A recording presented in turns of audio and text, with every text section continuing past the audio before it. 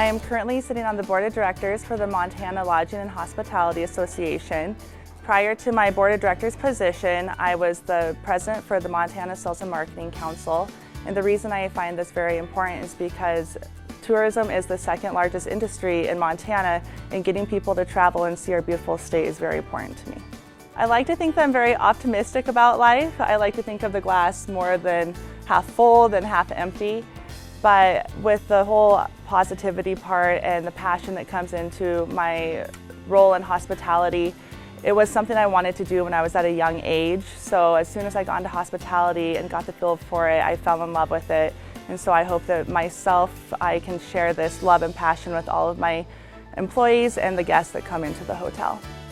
We strive to make sure that everybody feels the same way about their guests, their employees, with finding different types of leadership trainings that they can all participate in.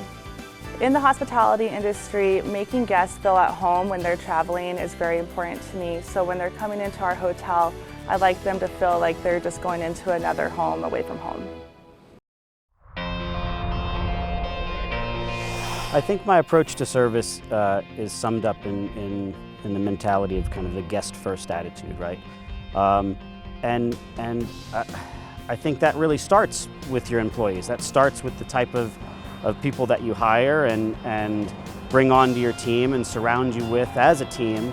When I first came here, we looked for people, and we tried to really hire for their attitude and their drive.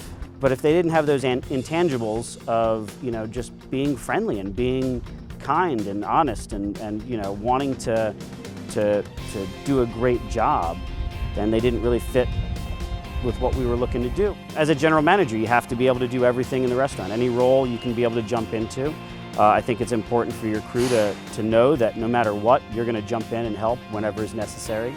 And then energy. It's you lead by positive energy. I think that if you keep things positive, your crew, whether they're in a great mood that day or not, it's kind of like that idea is if you smile at somebody, it's kind of hard for them not to smile back at you, right?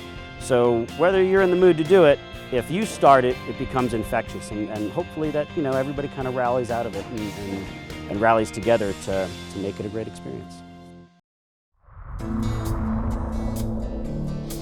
So growing up here in Billings, there's this stigma that Billings isn't the cool place to be. And when I moved back to start my own business in like 2013, 14-ish, I was really just looking to connect with a group of people that didn't have that mindset about Billings. A group of people that wanted to lift Billings up and showcase all of the awesome things and incredible people that we have here in Billings. And so when I was searching for a group to join, Next Gen popped up. And it's been everything plus more. I also sit on the Diversity and Inclusion Board with the Chamber. And then I'm also on the leadership team with TEDx Billings. And that's an event I'm super excited about, and one that is really just meant to highlight the Billings community and shine that positive light on all the incredible people that we have doing things on a worldwide scale. I just have this burning inside of me that I want to help as many people as I possibly can get to where they want to be. I can't think of a better affirmation than to receive this award from the Billings Chamber, and just the recognition of what I'm doing out there in the community is being recognized, and I can't thank you guys enough for presenting this to me.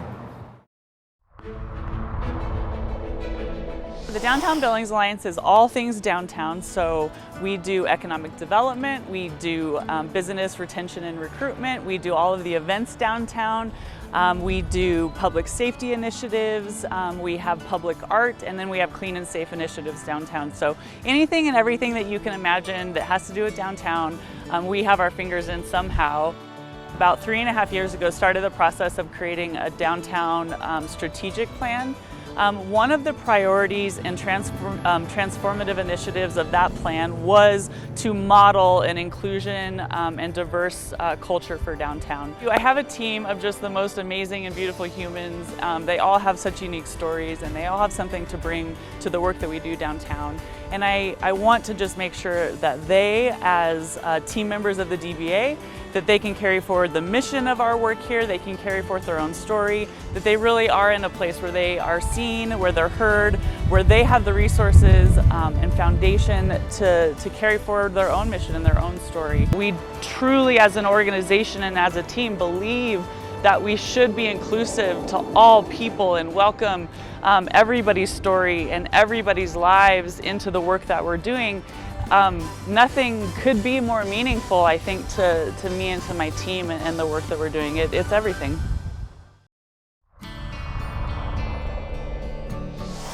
My philosophy is really pretty simple. I know I could never do this alone, and I really feel that I surround myself with really, really talented people, individuals that I can learn and grow from.